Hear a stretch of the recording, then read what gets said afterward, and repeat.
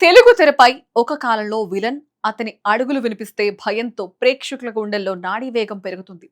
అతని శరీర సౌష్ఠవం, సింహ గర్జన లాంటి డైలాగ్ డెలివరీ, రాక్షసుల ప్రవేశం. కానీ అసలు పేరు, అసలు కథ తెలుసుకుంటే సినిమా స్క్రీన్ అంతకంటే భయంకరం, అంతకంటే విషాదం. అతనే టైగర్ ప్రభాకర్. కన్నడ పరిశ్రమ నుంచి వచ్చిన పొట్టితనం, పొడి చేయి కలిగిన వ్యక్తి.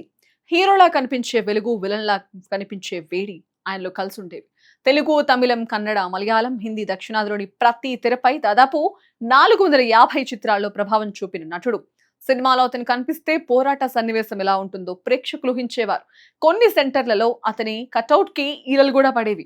ఒకప్పుడు హీరో అంటే సినిమా అంటే విలన్ గా అతడు తప్పనిసరిగా ఉండాలని ఇండస్ట్రీ నమ్మేది. కానీ తెర మీద మనందరినీ భయపెట్టిన ఆ మనిషి తన నిజ జీవితంలో మాత్రం ఎంత పెద్ద ఒంటరితనంతో పోరాడాడో చూసిన వారికి గుండెల్లో ముక్కలయ్యే కథ. వృత్తిలో స్టార్ విలన్, కానీ వ్యక్తిగత జీవితంలో విరిగిపోయిన మనసు. 3 పెళ్లిళ్లు అయినా ఒక్క బంధం కూడా నిలవలేదు.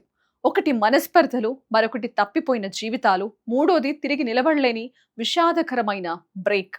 ఈ సంబంధాలలో ఏది చివరి వరకు నిలబడకపోయినా అవన్నీ ఆయన మీద వేసిన మానసిక గాయం మాత్రం లోపలే గూడు కట్టుకుంది.